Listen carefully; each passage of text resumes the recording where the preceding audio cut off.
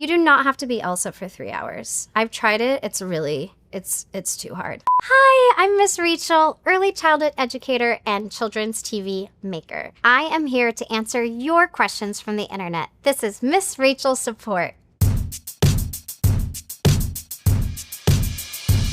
This question is from Cora. Why do kids seem to love singing repetitive songs, even when it annoys everyone around them? Is there science behind it? Repetitive songs are great for kids because kids need repetition to learn. And songs with gestures are so great for kids because imitation is a building block of speech. So Wheels on the Bus is so genius for kids in so many ways because you're doing the motions, which are great for their brain. You're doing fun sounds, which don't have pressure with speech, like going beep, beep, beep, and that's fun. It has that repetition that helps with language. It's such a great song for kids. I know it's annoying, but I'm sorry, I'm going to tell you it's great for them.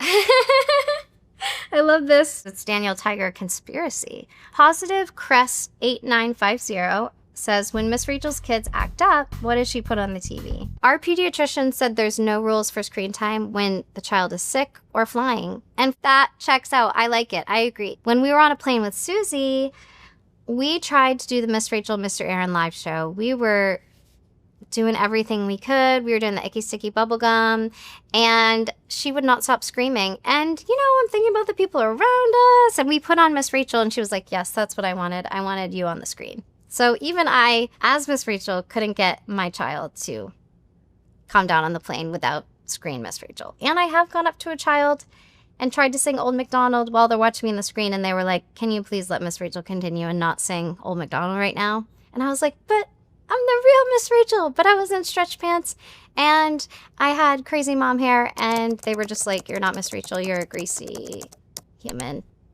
I am Muna Ass. Potty training mamas, I need tips, tricks, hacks, anything that will help me with potty training. I need to get this almost 3-year-old out of diapers pronto. If you feel comfortable, have your child watch your potty routine and just know, hey, everybody uses the potty. Read books about the potty, watch shows that show potty training. You want to make it so normal and comfortable that people go to the bathroom. I think it's wonderful to start with trying the going to the bathroom and being proud to be the reward. If that doesn't work, I think hey, a dance party or a high five. If that doesn't work, you know what? Get out an M&M. And sometimes you just need a treat. I need treats, so it's okay. Athnorian1 says, it's okay to hate playing with my toddler, right? Playing with a toddler can be boring and repetitive, and it's okay that you feel this way. No judgment. We all have different gifts as parents. I hate cooking, and I do microwave chicken nuggets a lot, and I can do the creative play. So maybe you love cooking and you involve your toddler in your cooking. Maybe you like going outside and playing on the playground. Maybe you like playing soccer with them. Maybe you do art. I think for 10 minutes a day, that's a good goal to follow your child's leads and just immerse yourself in their world. But you do not have to be Elsa for 3 hours. I've tried it. It's too hard. Emex? Gimme, can we be real for a sec? How much screen time do you let your toddlers have? I think that you need to do what's best for your family and leave behind the shame and the judgment. I do think kids need balance. It's wonderful if they can get outside, go to a class at the library, have some reading. But let's be real. Sometimes you're exhausted and you need a little break and to do the dishes. I remember with Thomas, I was like, he's screaming. I think I'm going to put on Elmo and do the dishes. And it was okay. I grew up watching a lot of PBS Kids. I had a single mom who was working a few jobs and going back to school. Some of us are in that situation, and we use screen time as a tool, and it's okay. Official William Murray says, I feel like I owe Miss Rachel child support at this point. That's really cute and sweet. And it makes me so happy that you feel like I have been helpful, because I've needed to call in my co-parent Elmo at times, and I've really appreciated him. I am so okay. IJ says, I need help. I'm introducing my toddlers to identifying and writing letters and numbers. How do I make it fun? Why is it so frustrating? Help me. So your toddler doesn't really need to focus on letters and numbers, especially in an academic drilling way. But you can make letters out of Play-Doh, you can draw in sand, you can have foam bath letters and be like, oh, here comes the A, ah, ah, ah, ah, ah. You can make it fun and just have letters be part of life. Let's go on a letter hunt and find things that begin with the letter S. But your child's not expected to know all the letters. Yabba dabba doozy 05. Hey, I am 43, so I know this is from the Flintstones. That's really cool. What's the deal with sensory bins? They're awesome. They're messy. Sensory bins outside, amazing. Kids love to explore. Have you ever been doing a sensory bin and your toddler walks away and you're still enjoying it? That's happened to me. Or I'm like doing Play-Doh and I'm just like enjoying the Play-Doh or the slime. And I'm like, this is soothing. I think doing things like that, they can get really creative. You can have animals that you're rescuing. That's super fun. You can find letters in sensory bins. Oh, all the letters are lost. They're lost in the rice. We have to get them out. Kay Sinjo asked, anyone else with a speech delay kiddo feel defeated? I felt the same way. I felt defeated and I felt like, man, as a teacher, why can't I help my child with a speech delay? And it's not your fault. Make sure to know that your child is wonderful the way they are, whether they're talking or not, and you don't need to compare. You do need to talk to your doctor and get early intervention so you can have that support. Gas Station Fitted says, big, intricate, dangerous fun, the way playground should be. And then there's a picture of a really cool looking playground. So yeah, risky play is actually good for kids. And when I mean risky play, I'm saying like climbing high and figuring out how something feels on the playground. Because actually when playgrounds are too little and boring, kids will find actual dangerous things to do, like jumping off the roof. So it is good for kids to climb high and go down a slide that might feel really big for several reasons. It helps them feel confident, it helps them assess risk, and they can apply that to other things. It's good for them. So something I'm working on in my parenting is not to say be careful too much. I find myself wanting to say be careful, but instead I can say things like, where are you going to put your foot next? Or how does your body feel doing that? I am an anxious person, but it's good if I cannot make my kid like that. Also, if you think your kid needs help on the playground, try waiting a few beats and seeing if they figure it out. You don't always have to like come to their rescue. You can just see like, are they going to figure this out? Give them a little time. Okay, wide-performer 9222. If your child could learn one skill that school doesn't teach, what would it be? I think to love themselves, because it's really important that we love ourselves. I think the golden rule, treat others how you want to be treated.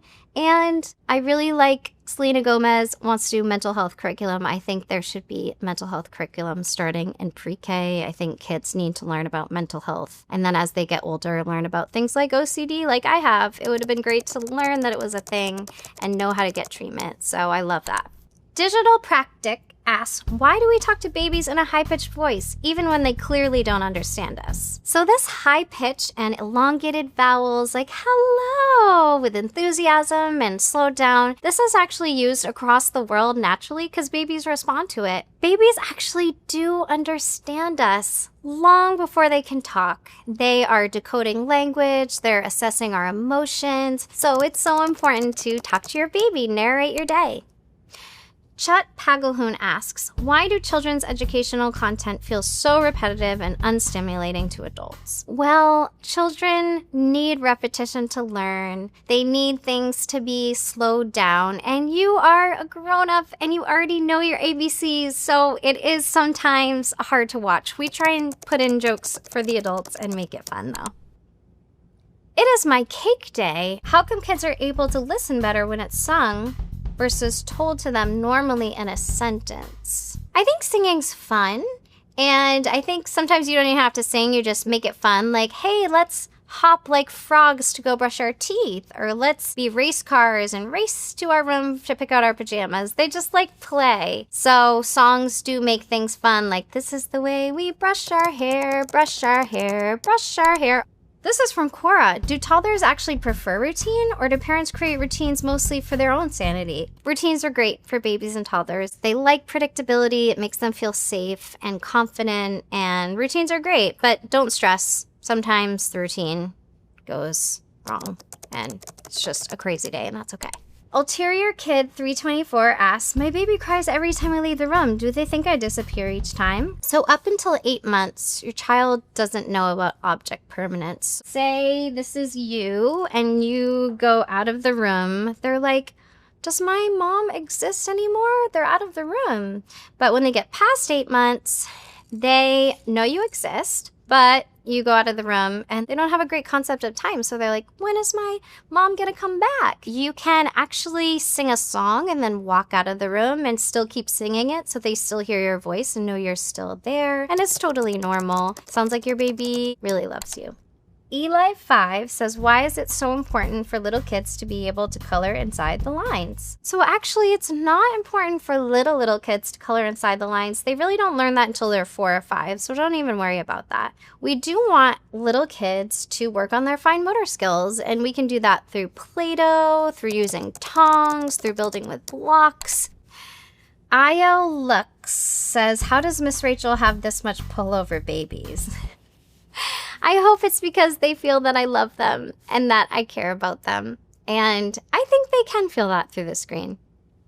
They also like my high voice, let's be real.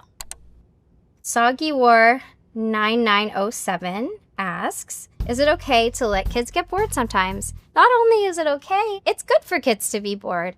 Remember back in the 90s when we just watched glue dry on our hands? When they're bored, they often come up with creative ideas, and maybe they are kind of frustrated when they're bored, and it's okay to sit with those feelings. And actually, I just said to my children the other day, life can be boring, and it's okay. You can be bored. Grimfen says, I grew up with Mr. Rogers and Sesame Street, same as so many others. Why then is being kind such a hot take? That's a great question. And you know what? Being kind is strong. And Mr. Rogers said real strength is helping others. And I really believe that. I think we have the wrong definition sometimes of these things. And I think empathy is brave and beautiful and awesome. Friends, what did we learn today? We learned that I can't cook and I make a lot of chicken nuggets. We learned that Play-Doh is fun and a lot of other things. And that's all the questions for today. Thank you so much for watching.